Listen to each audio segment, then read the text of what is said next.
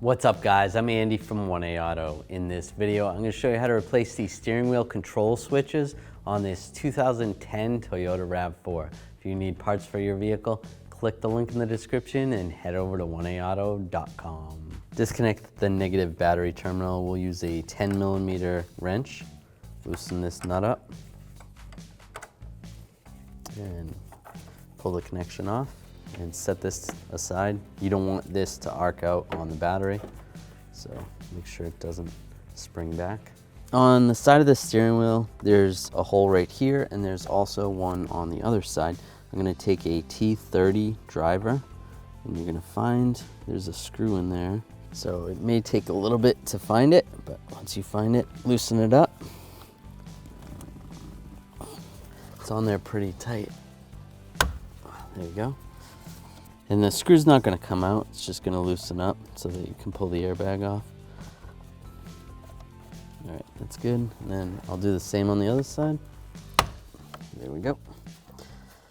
With that loose, grab the airbag. We can disconnect the connectors. There's a connector right here. Just grab that and try to pull this out, just like that. And then these two connectors. For these two connectors, I'm just going to use a pick, and you want to pull this centerpiece up first. Try to get under here. There's a little lock.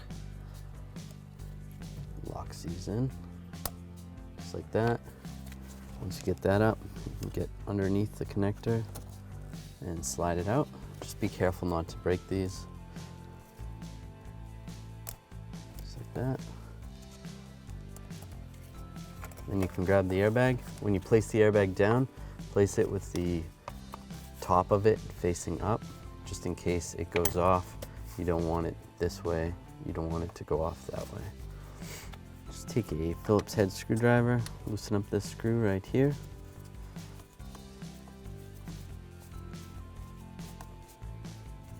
Pull that out. And just grab this panel. And we'll just pull that up. There is a little pin that it's held in by. Slide this wiring harness out over here. And this wiring harness. Just disconnect the connector right here. Slide it out.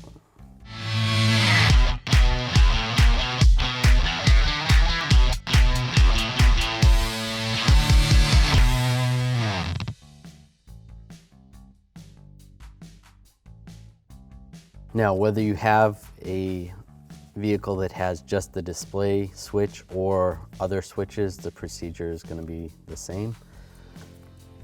Now we'll just take the wire, line the wire back the way it came,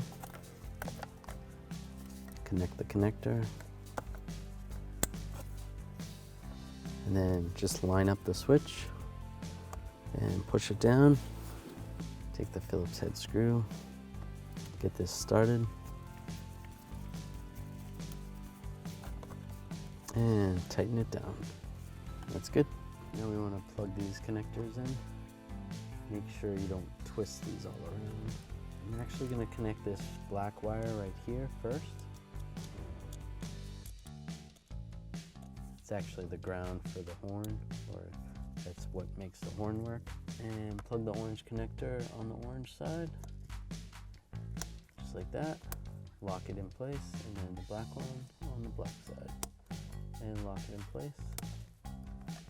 And just make sure those wires aren't twisted, anything weird.